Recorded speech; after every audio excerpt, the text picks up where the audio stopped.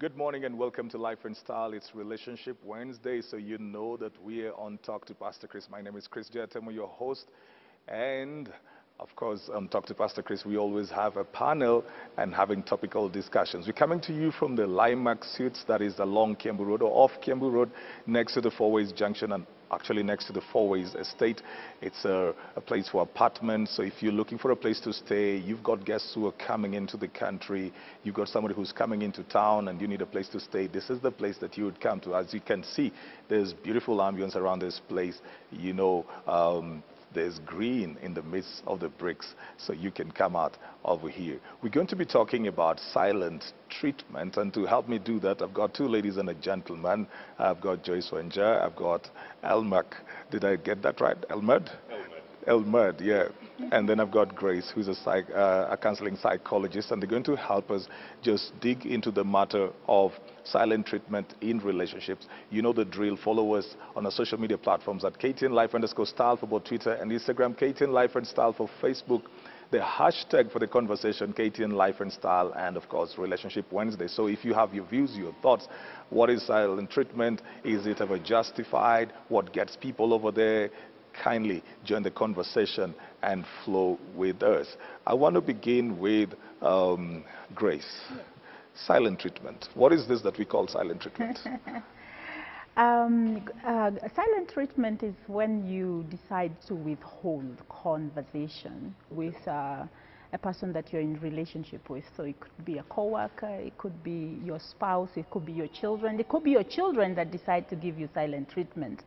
And usually it's a way of communicating, I'm disappointed, or I'm hurt, or I'm not feeling you right now, I'm angry, I'm bitter with you. It could say all of that. However, there is also a point in which we might use silent treatment because I don't trust what I'm going to say. Okay. So it's a way of preserving the relationship. It's a way of saying, I need a timeout. Is that caution? Is that treatment? when I'm afraid yes. that I may say something wrong? Yes, yes. Is that caution, or is that also classified as silent treatment? I would say that depending on whether, because I choose to see silent treatment until I talk to the person, it can be both preventative as well as a way of punishing you, or a way of saying that something isn't right and I'm not feeling you. So it could be that I just want to preserve myself because I can't trust what I'm going to do if I start talking. All right. Yeah. Elmond, yes. How does that sit in a relationship? You know, two people are relating and then somebody just decides, I'm not going to be having conversations. How does that sit in a relationship? Well, thank you for having me on the show. And matters of silent treatment are very, very emotional and emotive, because it's not healthy to begin with.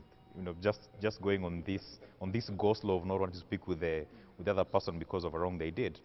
And you see, the moment this happens, it means that the abuser now is left in a position of, you know, dismay and confusion, because they're not really sure how to go about it. They're like, do I speak about it? Do I keep silent about it? Do I use which approach? It gets very, very confusing. And you see, the moment that happens, the abuser now gains total control over the other person, because they know I have domineered over this other person. So that means whatever they try to do, be it trying to reach out to me or speak to me, will always fail. That brings a lot of unhealthy balance in that relationship. You have kind of created something around the person who meets out the silent treatment to be an abuser. What of the case where they feel they're the abused? And so, like Grace said, you know, sometimes somebody's feeling like, I'm angry with you, I'm not happy with you, I'm upset. And so they feel they don't want to talk to you because they feel they've been hurt. Are they still the abuser? Yes, they're still the abuser, because psychologically it's defined as emotional abuse. Silent treatment is defined as emotional abuse because it has its roots way back in 1835. It used to be used as a measure of torturing inmates or prisoners. Can you imagine you're an inmate and the officers who are supposed to attend to you are not calling you one by your name. They're calling you using numbers. So how best can you define that if not abuse? And you bring in a very, very interesting concept. What if the person who is, the abuser, quote unquote, the real person is being abused, but they don't know how to speak about it. It's a problem because it trickles down to this person having fears. And until and unless that fear is dealt with, then can we, quote unquote, untag that, tag that we level them as being the abuser. All right. Joyce, silent treatment. And, you know, you're growing up in a very different age. So are blue ticks part of the silent treatment? And you need your microphone close to you. For me, when someone does anything bad to me, I usually punish you. Like, I just keep quiet. Is it a I like being personality, silent. or Yeah. is it something that you just decide, you I deliberate? just decide to do it. As I say, it's a good thing when I go silent, you'll realize what you did to me. So the silence make you think more about as in Somebody said one time, and somebody said that men are not very good at picking nonverbal communication, for example. So if you go silent and the man has no idea what he did, how have you succeeded? Of course, when I go silent, you'll just wonder, what did I do? What did I do wrong? And at So you're the actually becoming what Elmad said, which is the abuser. for me, I like being silent. I like being silent, and when I'm silent, maybe you'll just realize what you did, and then we can conclude to something else, something maybe to solve the issue. But instead of arguing, doing more stuff, creating a lot of commotions, I just better be silent. Yeah, but I asked you, are blue ticks part of the silent treatment? Because there are people who get upset. They say, you know, I saw on WhatsApp, you read my messages. Yeah, you blue ticked and me. you did did reply my nothing, text. Yeah, it's part of it. You know what I'm thinking as I'm listening I'm thinking about the blue ticks because I do that a lot. not because it's silent treatment, but it brings in the concept of the three ways that we communicate. And so you are communicating by your body language, you're communicating by your tone of voice, and you're also communicating by your words. But your words are only 7% of the whole 100% of the communication. So the body language, which would be the blue ticks, is a body language of some sort because it's a nonverbal, that now I'm left to assume or to fill in the gaps about what you were saying, just like the silent treatment. And that's why it's not healthy for a relationship, because you leave me to wonder and to make judgments about your behavior. So you're thinking that silent treatment is going to make me be able to look inside and ask myself, what did I do wrong to her? And that's what you're hoping that is going to be. What if you just use your words instead of that? Because I may not get that. What I may get from you, I may get abandonment and rejection, and I may also decide if one can do it, two can do it better. Because I was thinking about it. I was thinking about what if I never get it? Because and you may be upset over one thing, and then even if I try to get it, I may assume it's something completely different. And so I will be trying to fix something else. And here you are, and then you get even more upset. You're getting more upset because you're thinking, I should have dealt with what you're upset about, which I have no idea completely about. So I begin to get frustrated, and then I get to the place where Grace says, I'm also upset. So I feel like, okay, so this is it. Let it be. So people go into a Cold War, not even knowing what the issue is, so they're not able to address it. So it's not an effective way, Elmad, right? At all, it's not, because as you're putting it, the moment there's that Cold War, nobody's willing to reach out to the other. And as Grace was saying, the words carry about 7%, and then the voice takes about 38%. But then the 55%, which is left, the body language now, it's even much more effective to look at. Because as Maya Angelou, the late American civil champion, once said, that people will forget what you said, people will forget what you did, but people will never ever forget how you made them feel. So if you want to get to me by going silent, how is that helping me? It's only torturing me. Because human beings love to be listened to, love to be cared for, love to be given the attention that they need. But the moment that is withdrawn from them, you are abusing them, literally, psychologically. They go under. Is there a need for human beings? So are men included there in Oh, the yes. fact that Men, women, the older generation, the young generation, everybody, irregardless. Because assume this, you're walking in the street, then you meet somebody who is in need. Say, for example, this person has been robbed. And you take your good time and attend to their needs. What will they say in return? They'll say thank you. But look at this same person. They cry out for need or for help, but you ignore them. How do they feel? And they know very well that you can assist them. They feel hurt.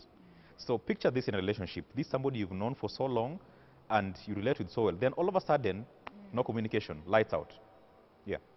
uh, whenever people, Joyce, you know, maybe, for example, you're in a relationship with somebody and then you had something.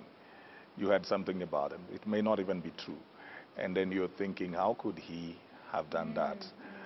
Or you saw them liking, you know, let me talk to your generation. So you saw them liking their ex's photo on Instagram.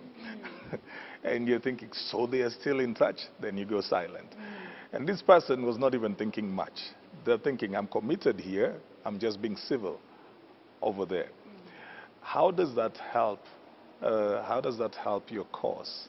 Are there other ways that people can, especially in the technological age, are there other ways that people can get to communicate, even if they're not very good at the verbal, like Grace would say?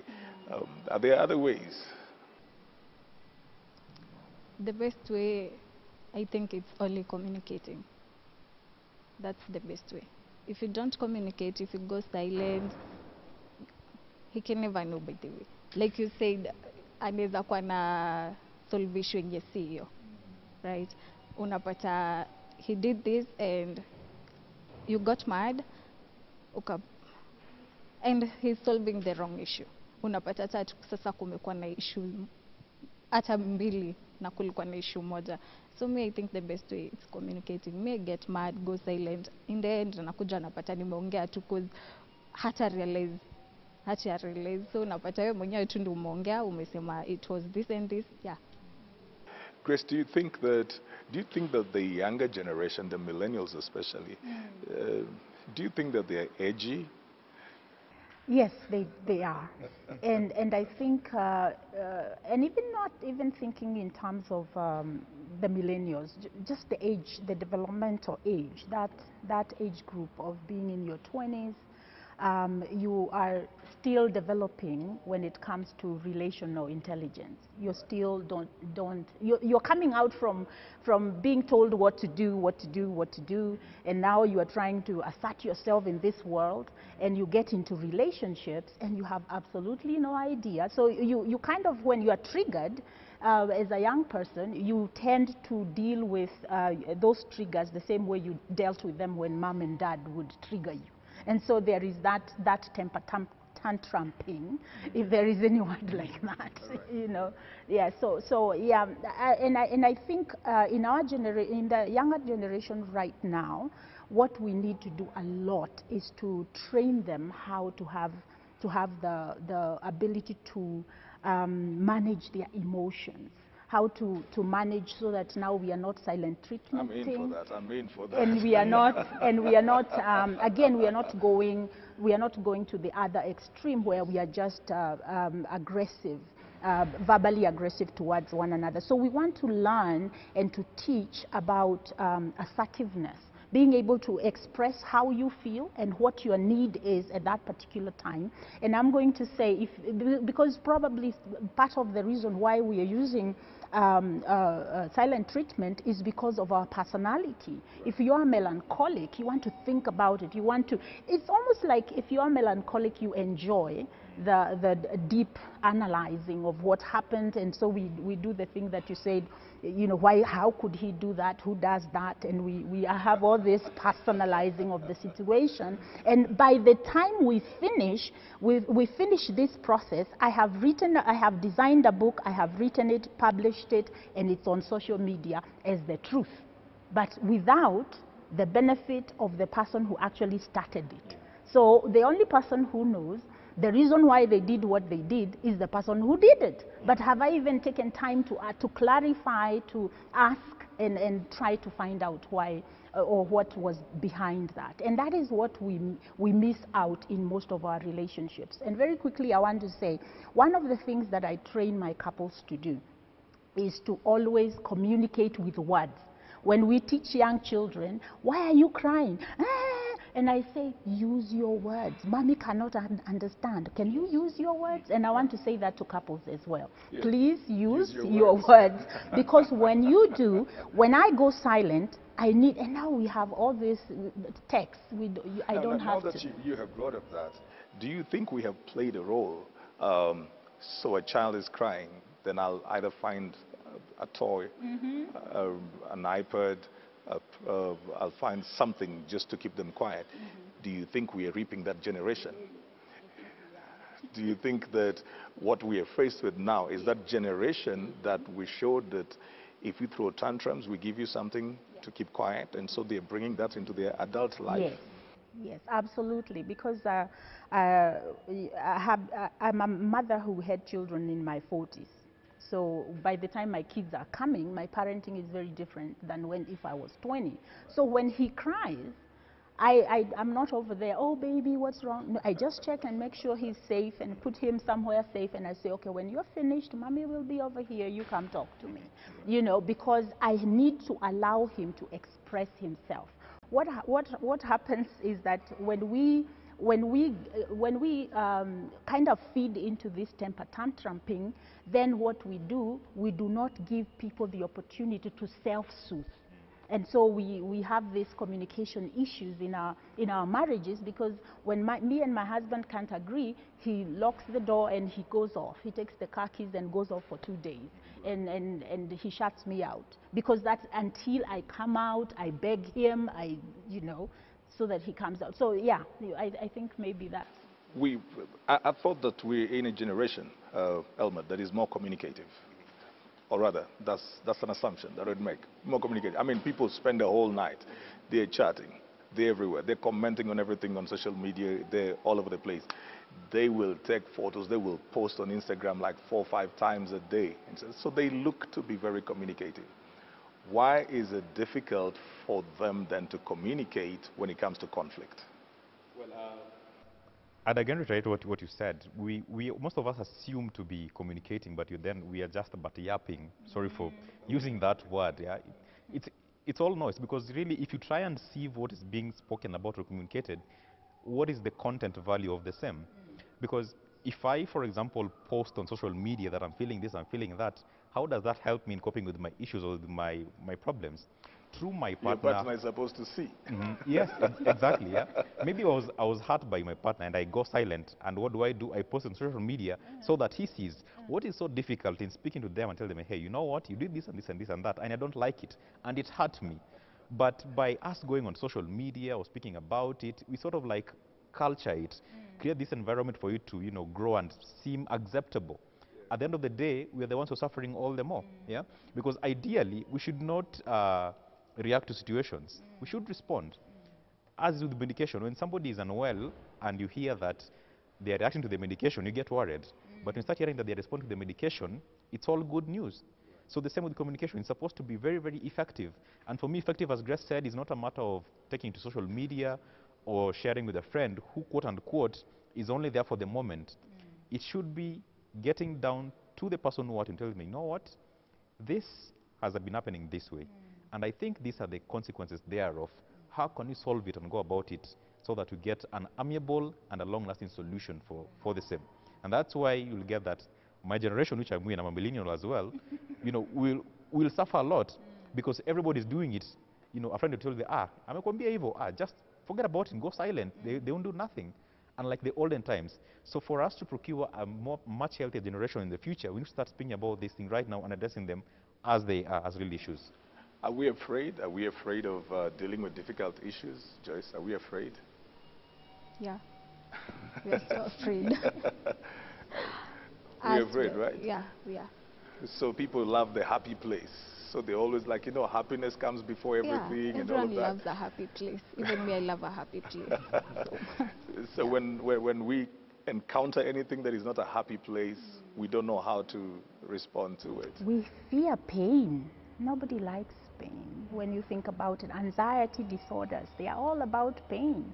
I don't want to be in this uncomfortable place. I want things to be okay, and yet that is not reality, and that is why we have issues now of a lot of issues with substance abuse and other maladaptive behaviors that we know people are using to cope, just to get to that happy place.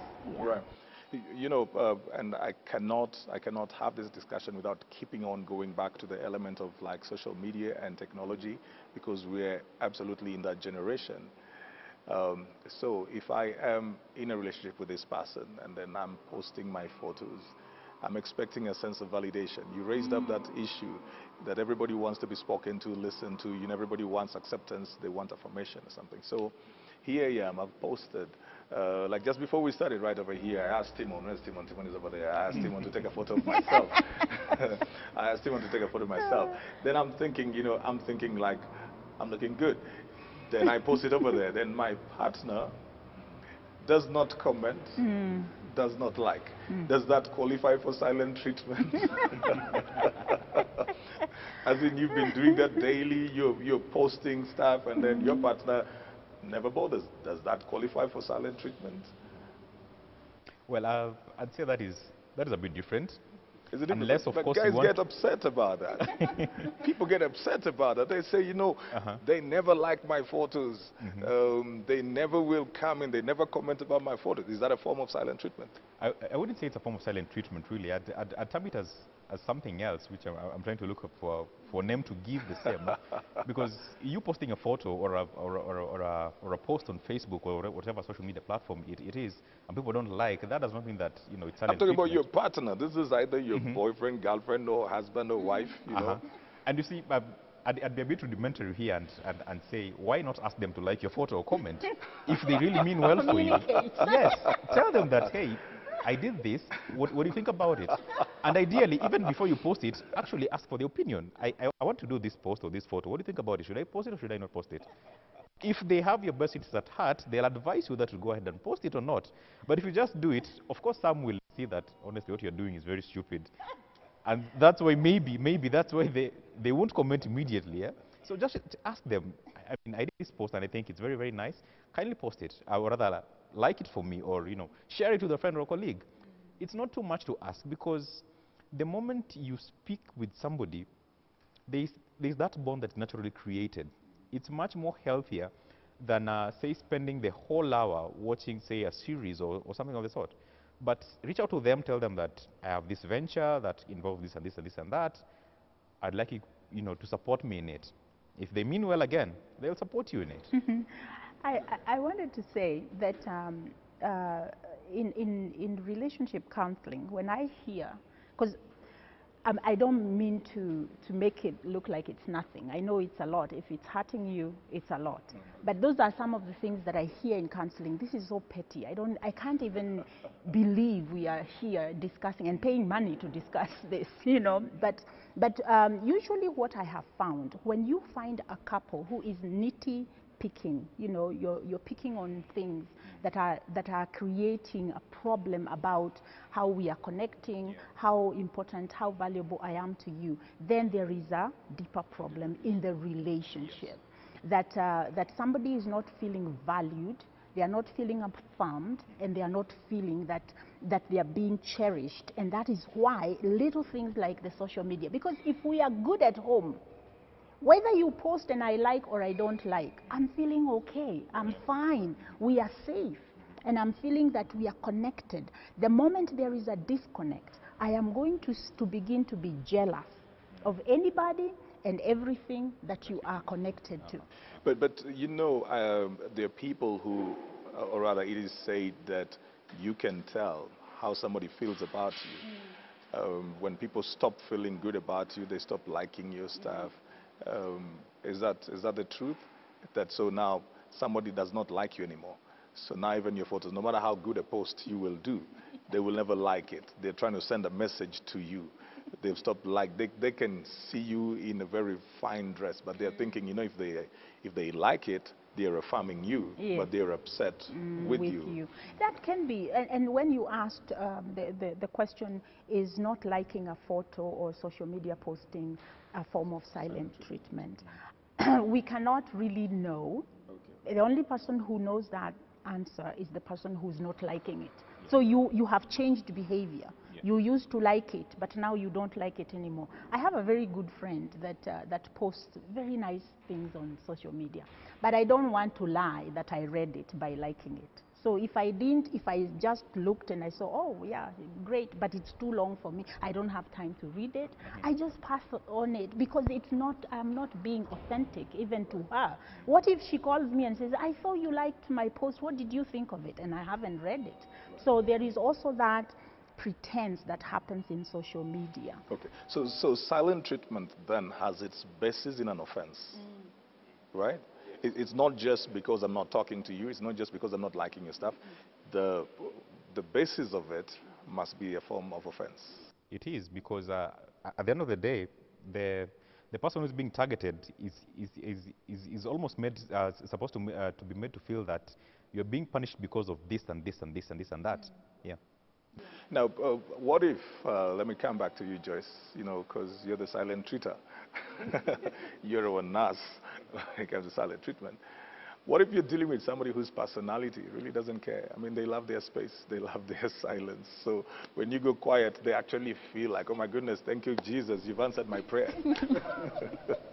Would it still qualify to be silent treatment? No, not anymore. Yeah. No. So what if you're dealing with somebody who enjoys silence? Or you're actually dealing with somebody who has been wanting to leave? They've been wanting to leave. Yeah, then you go quiet and they're not bothered. I'll just talk. You'll talk? I'll talk, yeah. I won't let you leave. I won't let you leave, by the way. I'll just talk. You'll talk? Yeah. Okay.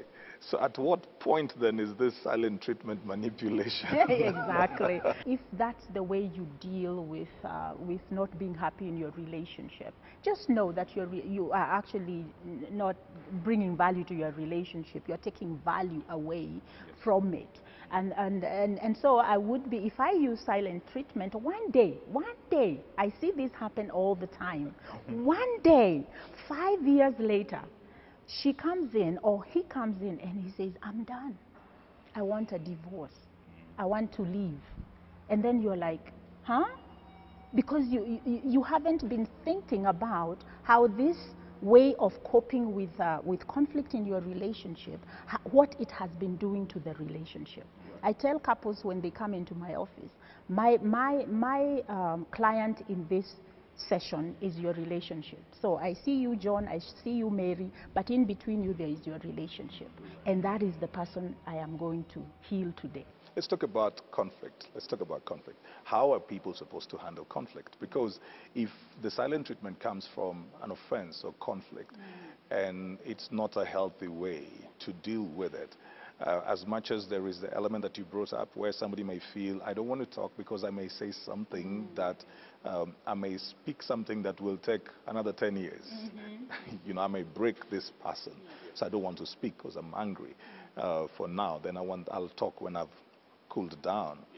But what are those ways that people are supposed to deal with conflict in their relationships? Let me say very quickly, as a way of foundation, that we need to be self-aware. That you need to know, are you an aggressor? Are you a freezer? Or are you a passive aggressor? Because if you know who you are, then you can work towards that. Who's the first one? The first one, the aggressive one, is the person who controls the situation by being aggressive. I'm angry, and so I shout, I yell, I throw things. The passive aggressor one is the one who gives the silent treatment. And then you have the freezer, is the one who says yes, yes, yes, yes, finish quickly, and then they so that we get so they don't show any emotion, and they will actually come to a place where they don't care. So they can go into an indifferent place, and they just exist. They'll do everything, but you're not connecting. So number one, you've got to know where you are in conflict managing, or how you do it. So. Exactly. Yeah, sure. And maybe just to pick up from where she's left, it's also very, very important to acknowledge that the problem exists. Because most of us, what we do when we encounter such situations, we tend to sweep all the data under the carpet. But does that really help? So acknowledging that there's a problem is also another step to, to move forward. So once you've acknowledged that, okay, this and this is a problem, then next, reach out to your partner or to your, your friend or whoever it is. And as you do that, don't seek to be heard, seek to be understood. Because the moment you want to be heard, you'll not be doing anything. You'll be just about, making noise. But if you make the, the partner or the friend or whoever it is understand that this and this is the situation, it gets much easier. Yeah. Chances are you might reach out to them, then they refused. They say, I don't want to speak about it or about the issue. Just let it go. Give it time. And when you feel that it's convenient to speak about the issue again, bring it up again one more time, so that you can go about it. But most importantly, seek to be understood, not to be heard. And then gradually, of course, before I pass over to Grace, seek therapy if it's getting very, very difficult. Because you might try all the avenues, try to reach out to your partner, there's still difficulty refusing. There is help that is out there. So don't die alone with the issue and saying that I must be the macho man in this, in this scenario. But I wanted to raise up the issue of what role has the backgrounds of these people got to do with these traits that they bring out? Because there's probably a child, somebody grew up and they were so used to being victimized and being punished and something till they became very hardened. Like everything wrong they did, they're beaten up. So they get to that zone where they can take in pain without showing emotion. So anytime there is something, they just feel like get over with it. So they become this person of a freezer. And you're dealing with this person, then you've got conflict situations. And they really don't know how to get out of that situation. And some people don't even like to hear that you want to take them to Grace or therapy, because you're telling them they have a problem. Yes, exactly. Yeah. And as you're saying, the environment is a really major contributor in how people turn out to be in their life, and even exhibiting such traits of silent treatment or something of the sort. Especially people with narcissistic personality disorder tend to exhibit this a lot.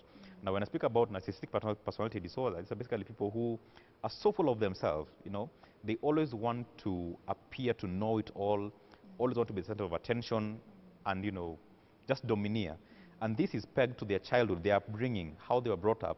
As Grace was earlier mentioning, if a child cries for a toy, do you give them the toy immediately, or do you weigh and see when it's the proper time to give it or to withdraw it from them? Yeah, so the environment can equally contribute, and that's why it's very, very important or poignant for the caregivers, therefore, as they raise up their kids, to know when and where to direct them and how also. All right, and there's the element also, Joyce. So I want to have a conversation with my partner. Elmer raised the issue of, you might go and then they're still not ready, and so you need to give time. How do I build myself so that I'm not interpreting time as rejection? Because I try to reach out to you, and then you're not ready, and then I'm thinking, you mean I actually tried to talk to them, and they're not talking to me? So I begin to feel rejection, and I begin to feel bitter. What is somebody supposed to do at that place where their partner is not ready to talk to them? When the partner is not ready to talk. Okay, so for me, You walk? no, I don't walk away, by the way. I don't walk away, because even if you walk away, the issue will still be there. It will never end. So there is a time that you'll just have to talk about it. Even if you walk away, it's not the solution. So you just have to talk about it. Even if he'll go away, I'll still look for him. Yeah, I'll still look for him. One day we must talk about it.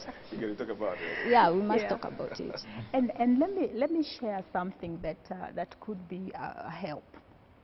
If you know that you use silent treatment to control the situation or to deal with the situation. Communicate. Use a few words. Just say, I am not walking away in protest. I am not rebelling. I'm not rejecting. But I need some time.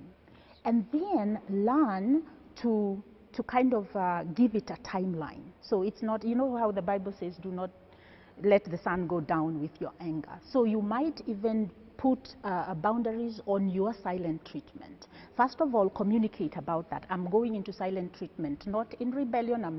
This is not punishing you. I need the space. You know vile niko, mimi na need space kidogo. So communicate, but also put a boundary on how long you're going to. But then also ask yourself, what is the point of the silent treatment? What do I want to gain from that time? Is it a time to just brood over how angry I am and grow bitter? Or is it a time for me to say, let me think about this and how I'm going to approach my partner? Because sometimes people who give silent treatment don't trust that the partner will understand. So they do all that, the conclusion that, they are not going to understand, so what's the point? All right. And sometimes, you know, then you've got these partners who, when you go, you do the silent treatment thing, they begin to feel very insecure because they keep on thinking you're silent because you want to leave them. No matter even how much you explain that, look, I just need to be quiet right now, I need to figure things out and something, they just keep on feeling you want to leave them. And then they get on pushing and pushing and pushing. How is a partner supposed to handle a partner who's giving them silent treatment? And they've tried their way to explain it. Yeah. I think that also calls for a lot of self-awareness and practicality as well. Because if the partner has mentioned that they need some time alone to cool off and to think things over, give them that time that they need. Now, your duty is not to try to, reach out to them immediately because they need that time, or start thinking that, oh, I think now I'll be alone. This is a strategy. They're just saying it, but then eventually they'll vamoose and never come back again. What you should be doing now as a person is to ask yourself the question, how did I hurt this person? And how can I make it better next time? Because a forgiveness is not forgiveness until it is fully accepted. There's this kind of people who say that, you know what, I've forgiven you, lakini I'll never forget. That is not forgiveness. Yeah. So what you should be doing as a person, as you wait for the other partner to heal during this time space, is to understand why or how you hurt them and how that made them feel. The moment you've understood that, you know that next time, if such a situation presents itself, I'm supposed to handle it in this or that or the other manner. You know, while you're saying that, I'm smiling because there are these people who will say, okay, I'm sorry I hurt you. So they recognize, I'm sorry I hurt you. Then you're still quiet. Then they come back and they say, I said I'm sorry. Yes. And then you're still quiet. Then like, but I've said I'm sorry, so why are you doing this? So they are upset now that they have said sorry. Sorry, and you're not. Yes, because again, the idea of forgiveness, every time we think about forgiveness, we think that forgiveness means I put you back to the same position you were before the offense. And so there needs to be an understanding that just because you said I'm sorry doesn't mean that my pain has gone away. So give me time to do that. Now, I want to say that the people who are afraid that I'm anxious now, I'm in anxiety because you have given me silent treatment. When the silent treatment is finished, and again, I'm going to emphasize, you need to give it a time limit. Really, you do. Let it not be the one that is guiding the relationship. After that, before you move on, let's do a postmortem of what just happened 2 hours ago before we move on, so that we can say this is hurting our relationship. When you do silent treatment to me, I feel rejected. And usually if you use words like this, usually we say I'm mad, I'm just mad, you are so selfish. But if I own it, this is assertiveness now. When you do such and such, I feel this way and I would like to. So you are saying what your behavior is, how it makes me feel, and what my need is, and what I want, I would like. And so when we do that, people are able to hear us better, so that we don't get into these cycles of silent treatment, and then you come back, and then silent treatment, you come back. Okay. Joyce, I may just finish with you, wrap it up with you. So here is this guy who's giving you silent treatment, and then in social places or somewhere else, you see he's actually happy with everybody else. Oh, yeah. Is that still valid? Is that acceptable? So he's quiet on you completely. Then he gets out, he meets Elmer, he's, you know, the male hag, the slapping hands and all of that. He's happy everywhere else. But when it comes to you, then he goes quiet. Is that acceptable? For me, what I think, he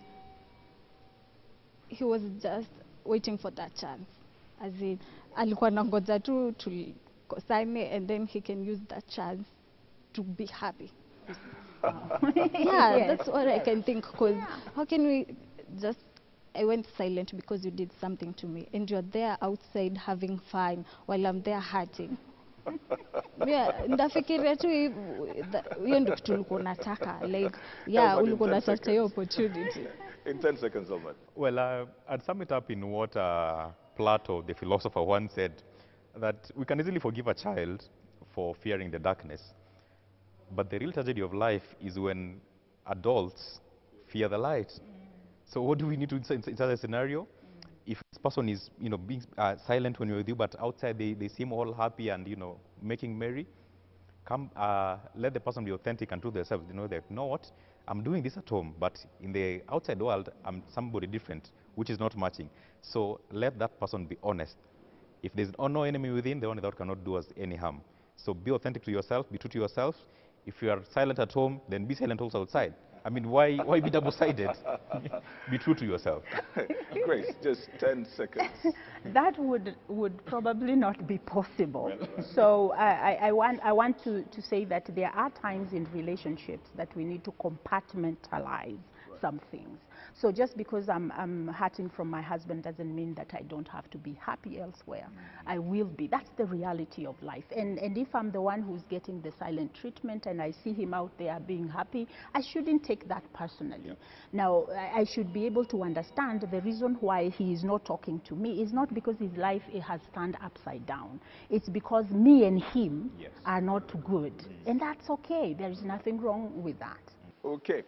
Well, there's a lot that we could say. You know, we never get through with conversations, but of course, you can always reach out to the panelists, you know, if you've got more questions. But even right now, keep the conversation going. Even though Crystal Okusa is coming up next with Style with Crystal, you can just keep the conversation going. The hashtag is KTN Life and Style. Remember, we were coming to you from the Limax Suites, that is off Kiambu Road, the Four-Ways Junction. Just a little bit after that, on the Four-Ways Estate, you find the Limax Suites right over here. Beautiful place with both green and bricks. So you can come in, find an apartment for yourself over here. You're looking for apartment for your organization. You're looking for people that, you know, a place for people to stay. You could come and stay right over here. Keep it right here. Crystal is up next.